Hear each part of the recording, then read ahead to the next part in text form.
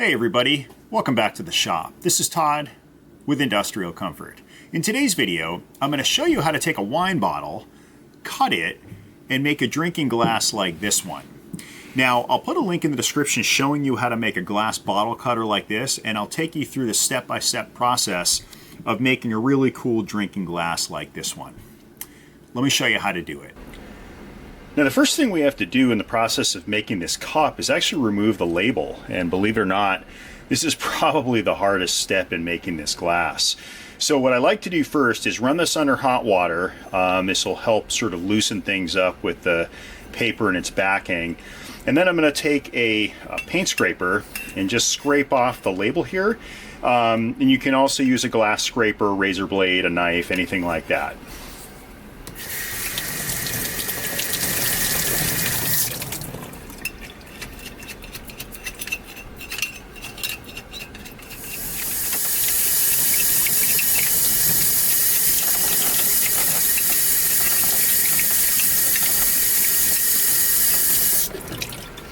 Okay, the label is now removed, and you'll notice we have a bunch of residue left over from the adhesive.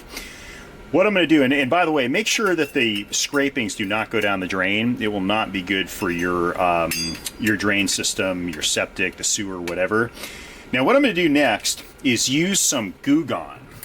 I use this stuff to get off the adhesive residue. Frankly, I have no idea what's in this stuff, but it works unbelievably well. So I'm just going to spray this on, and I'm going to grab some paper towels.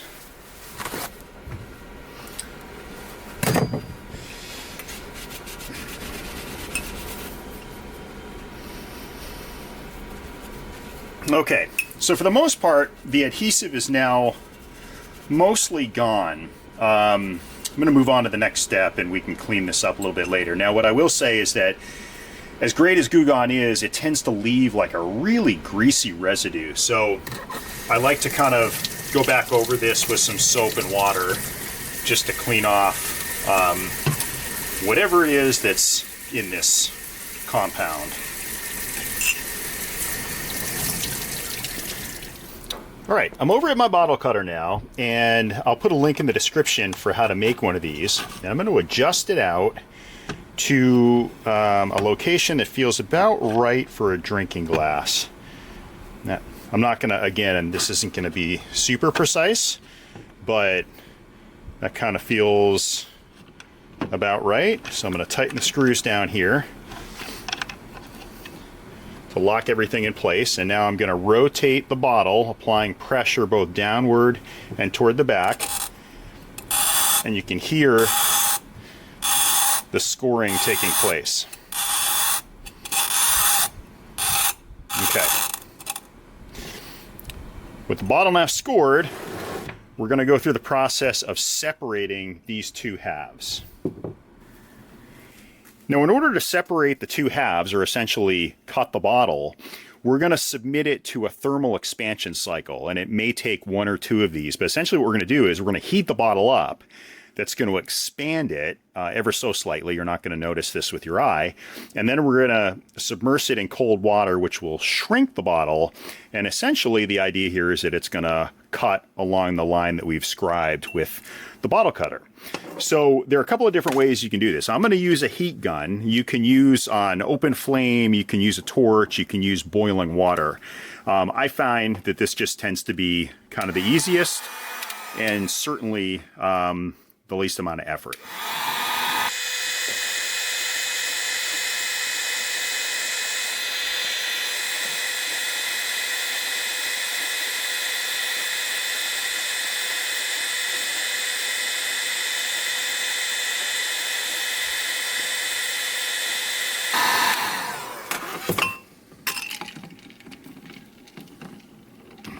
So sometimes the bottle will just literally cleave in half while it's in the water. Other times, like right now, it won't, but I can see, which you probably can't on the camera, the fact that it has actually cracked. So sometimes, yep, there you go. You can just pull them apart. Now, what's cool about this project is I'm actually going to use both halves of this bottle. I'm going to use this for a sort of a candle holder, and then I'm going to use this for the glass. So for the next step, we're going to go ahead and sand this down. We're going to start with some 80 grit and move all the way up to 2000 to get a nice polish around this edge so nobody gets cut.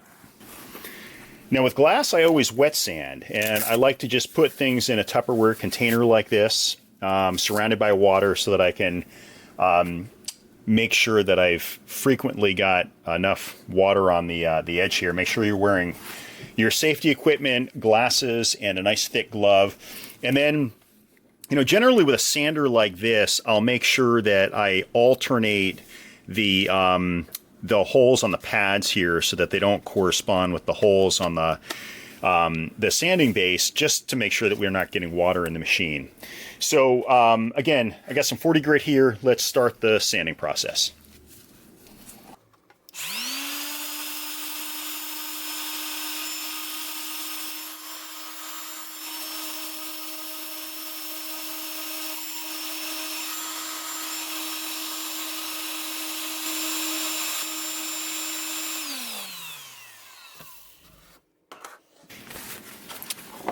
Now I'm just going to wipe this with a paper towel here, and I've got a long way to go. So the idea, and I don't know whether you can see this from the camera angle, but you essentially want to make sure that you're eliminating any shiny spots. Those shiny spots indicate areas of the glass that has not yet been sanded. So we want to keep going until everything looks like this frosted section that I just actually got wet, like that. I've gone through the sanding progression up to 80 grit, and you can see what I was referring to before about making sure that the entire rim is frosted like this. So now I'm probably going to jump right up to 1000 and then progress up to 2000 to give this edge a nice polished look.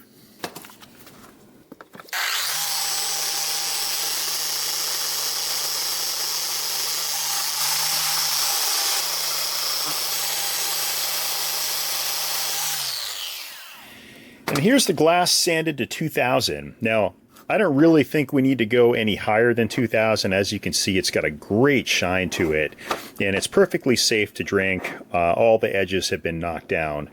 So that's how you make a wine bottle into a drinking glass. I hope you enjoyed this video. If you did, please give me a thumbs up and subscribe. Thanks for watching.